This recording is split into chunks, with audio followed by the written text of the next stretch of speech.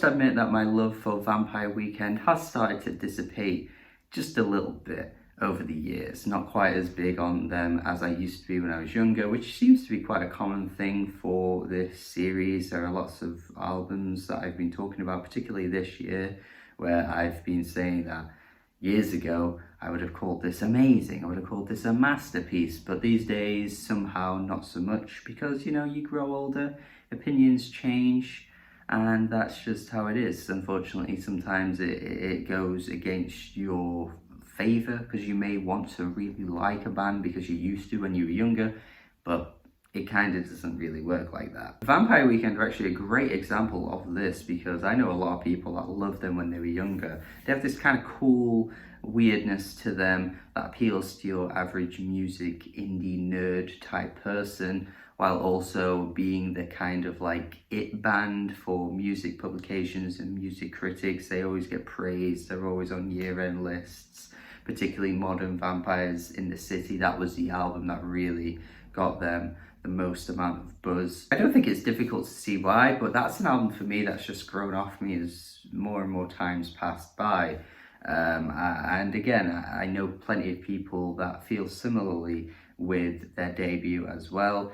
But for me, actually, you know what? The one album that I think has kind of stuck with me the most, I'm not going to say I love it, but the one that has stuck with me the most has got to be Contra. I think Contra is the album in their discography that is the most consistent, has some of their best songs, even though some of their best songs do land on their previous album and also the following album.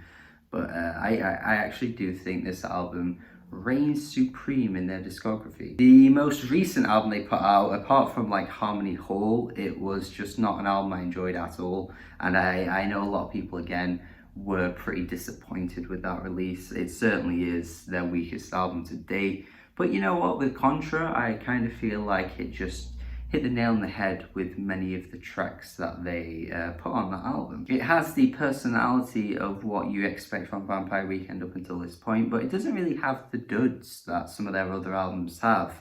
I still can't stand a good couple of tracks on Modern Vampires in the City.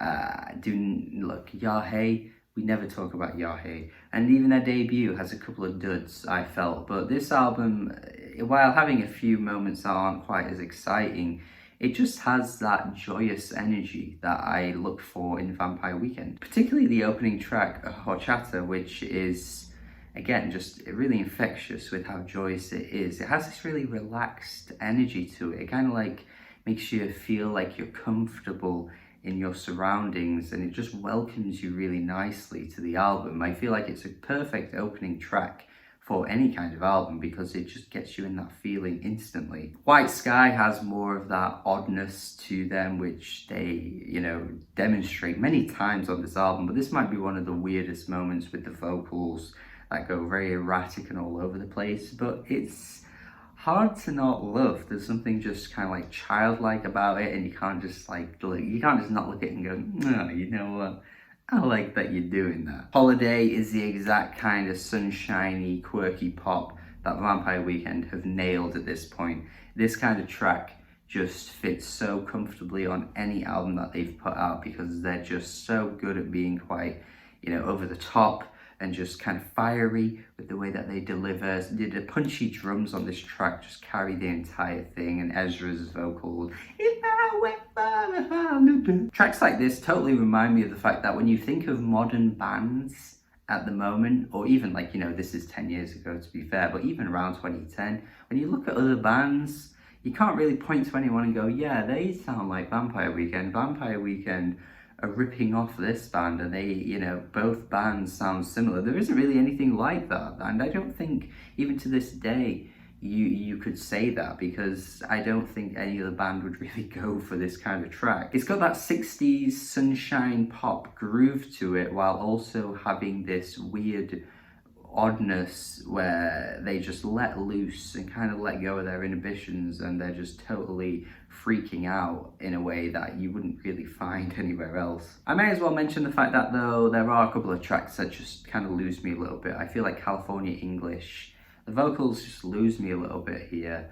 I don't really feel like the way that Ezra is singing and the way they're a bit modulated, there's a weirdness to the voice here. It's like he's singing as if he's underwater. Honestly, it sounds like he's gargling throughout this track. I just don't feel like it needs to be here. I just don't need this underwater weirdness. It's like Spyro 2, Ripto's Rage, Aquaria Towers. Like, we just don't need it, you know?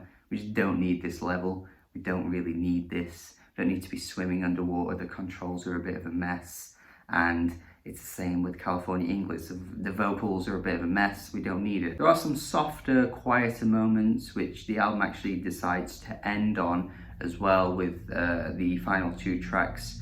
They're alright, they're okay, but I'm not that big on them. It's similar with Taxi Cab, although I feel like Taxi Cab has a really cute little melody that is hard to not fall in love with. Like, if it wasn't for that melody, I feel like this track could be completely dire, but thankfully they have these really great instrumentals across this album that really grab you and instantly hook you in, and I think this is one of them, even if the vocals are way more restrained than you'd probably want from Ezra Koenig, because you get to tracks like Run, and it's so bloody good. The instrumental here is fantastic. I love this instrumental. And then the 3-track run that you're given from this point, Run, Cousins, and Giving Up the Gun, like, that's a great little run. And I feel like you've got to just keep that run going. You got to keep it up. You got to keep it right up until the end, because these tracks just set a precedent really for my expectations, because they're just so good, and I just kind of want every track to continue to be that way for the rest of the album. Cousins, exactly what they're good at. Similarly with Holiday, I feel like Holiday and Cousins live in the same universe in the Vampire Weekend lore, because it's just character vocals over a wacky instrumental, and it works perfectly fine. They've done this for years. Diane Young is the exact same. A-Punk, the exact same. It's just wacky, playful, creative, what separates them from many other bands. Giving Up the Gun, though, is an incredibly euphoric moment, I think, in their discography, because I can't really point to any other track that sounds like this. There's something so perfect in the way this track is produced, the vocals, the way it builds, you know, the drum pattern is fantastic. There's just an absolute mad quality to this track that is hard to explain, but I can't help but feel like it is the peak of their discography. I don't think there is any track on any of their albums that quite lives up to this. It's strange because it definitely strips away some of that wackiness, which I obviously really like about Vampire Weekend, and it goes for a bit more of like a serious undertone. Like, it's a weird track in that it doesn't feel like it fully fits right after Cousins, but I don't know, there's something about this song, man. Something about it. I can't quite explain why I think it's as good as it is, but I just think it's stellar. Like, it's such a great track. The vocal melody is absolutely fantastic on the chorus, and it just runs on for quite a while too. It's quite a long track, but it just does not feel like it's that long at all. Wow, what a track. What a song, what a song. So yeah, I mean, I definitely still like Contra. I definitely still like it. I still think it's probably the best album that they ever put out. And I still have a few issues with it though, but I like that even with, you know, that sort of attachment that I once had to this band, it doesn't really take away from the fact that I still think there are plenty of fantastic tracks on here, which is why I think it's their best. It has the most consistent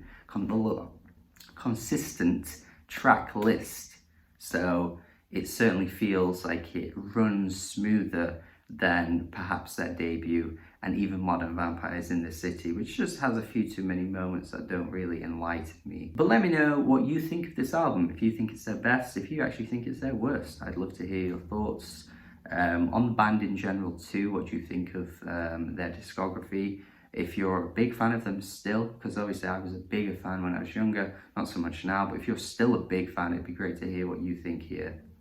Thank you for watching. Hopefully you enjoyed this a decade later. Have a good day. Let me know your thoughts in the comments. Subscribe if you haven't already. Hit the bell as well so you never miss any of the videos. Have a good day and goodbye.